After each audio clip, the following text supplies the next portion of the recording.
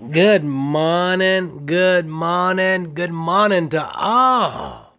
Hope you guys are doing good, and we got the special guest star who's with us again, Finley Surgener with BioPro Restoration out of Shelby, Ohio. Welcome back. Welcome back, Brother Dave. Good morning to Good, you. good morning to you, and I guess you want to do the Good Morning Vietnam, right? Good morning, Vietnam. Good morning, Vietnam. And while we're talking today, I got a little peanut butter bagel here. Mmm. What's on that bagel, Brother Dave? Got some peanut butter. Mmm. Mmm. Sounds delicious. I'll tell you right now, peanut butter and bagel really good. It's like slapping the hog. It's like slapping the hogs, isn't it? Yes, sir. And so, anyway, it sure is good. Good. But what we're going to talk about, we're going to be talking about mold, how you deal with mold before you paint it. We got the special guest star on here who's with us quite a bit, Finley Surgener, BioPro Restoration out of Shelby, Ohio. Don't forget that name, folks. And without further ado, we're going to let the master talk about mold. He's very knowledgeable, and I want you guys to listen to him, and he's going to tell us what to do when you got mold on things, whether it's wood, whether it's sheetrock, before you paint, okay? And basically, before you do any kind of mold, the biggest thing we got to be concerned about is preparation. Preparation.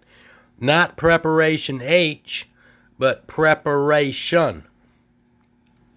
And Finley, you got the floor, baby. Go ahead. Thank you, Brother Dave, and good morning to you. Good morning. Well, I would first start off with using a shop bag with a HEPA filter, and I would put a bag in that shop bag, and I would shop back the area. If it was drywall or the floor, whatever the building materials that you're trying to get the mold cleaned up. And then the next thing I would do, after you have to come back with the shop vac, I would use, and most people have, I guess, hydrogen peroxide in their home. I would first use a spray bottle of hydrogen peroxide, and I would let that set, agitate it some, and let that set, and then I would wipe it off, or you can also HEPA back it off, and then after that, you can also use white distilled vinegar and water, and you can spray some of that on and let that dry. And what I would recommend after that, you could use some bleach, maybe bleach and water to help with staining of the area. And then after I did that, let it dry. Then I would come back and I would use a spray can of oil-based Kills or Zinser, and I would spray it with that. And then after I did that, if I'm doing the wall, of course, then I would tint the primer same color as the paint, and I would prime the wall, and then I would paint it. Oh, that's lovely. Now, And add to that? Yep. yeah. Now, what about people when they see mold? And I go out and do an inspection for a mold job, and they've just painted painted over the mold. What are your thoughts about that, Finley? Well, what will happen there? The mold will actually start to bleed through the paint. Right. And people, like they try to hide the mold with just painting over it, and that just don't work. The paint don't normally stick, and the mold will actually bleed right through the paint. and Right. then you have to go through the big long process of getting that paint back off, and because you got the mold now behind the paint, which is a bigger issue. And but yeah, Now, what would you suggest? Would you ever recommend cutting the sheetrock out? oh, most definitely. I mean, if the drywall is damaged from the water damage or from the mold, if it's because it's always good, especially if the mold is really bad in that certain area. And my theory is, I guess, when in doubt, cut it out. And then you can see what is on the backside of that drywall if there's mold. And if you see mold, then of course you cut more out until you don't see no more mold. Right, right. Those are some wonderful suggestions, wonderful wisdom there. So, what I'm understanding from this is that if you have mold, if in doubt, just cut it out, right? Yes. All right. So if you got wet sheetrock there, and you know you got wet sheetrock there, just cut it out and put you a new piece in. It's pretty economical to cut out a piece of sheetrock and replace it, right? Yes, sir. Okay. Then the next thing is if you don't want to cut it out and you want to try to repair the sheetrock, you can. Would you ever suggest putting air movers on it to dry it out, the sheetrock out? Oh, yes. Yes, an air mover and maybe even a dehumidifier, yeah. Okay. Okay, and then the other thing is that we never know what's behind that sheetrock, so maybe to dry out maybe what's going on behind that sheetrock, you can poke some holes in there and put you a tube with some forced air entry in there to get it dried out. If you want to cut out a hole in there, you want to spray all up in there, or just have one of those nozzles that go up and down and from side to side.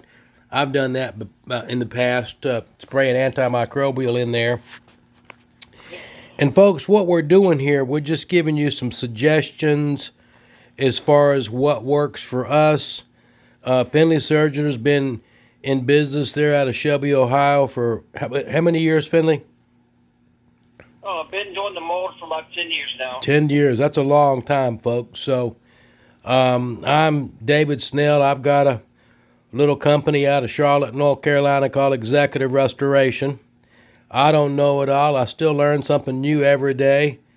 And, we're just trying to give everyone some pointers as far as how to go about things, especially for all you do-it-yourselfers who are trying to save money.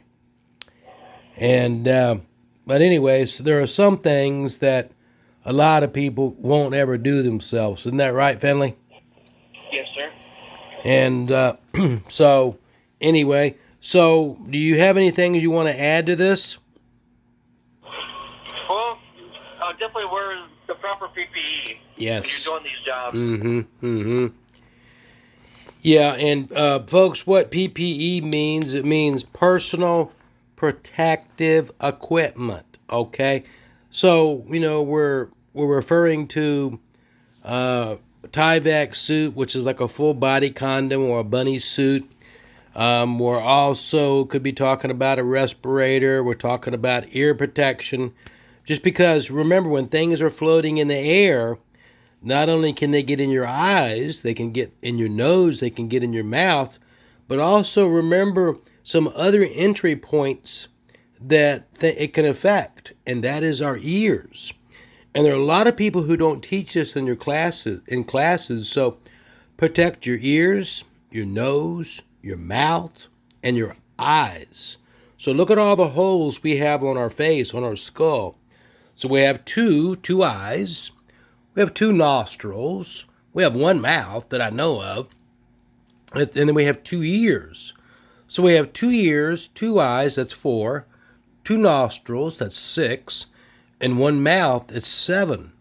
So we have seven entry points that we need to really pay attention to, and we need to think about our health, because our health is our wealth. There you go. So this is David Snell with ExecutiveRestoration.com out of Charlotte, North Carolina, and Finley Surgeoner with BioPro Restoration out of Shelby, Ohio. And until our next video, bye-bye for now. Ta-ta.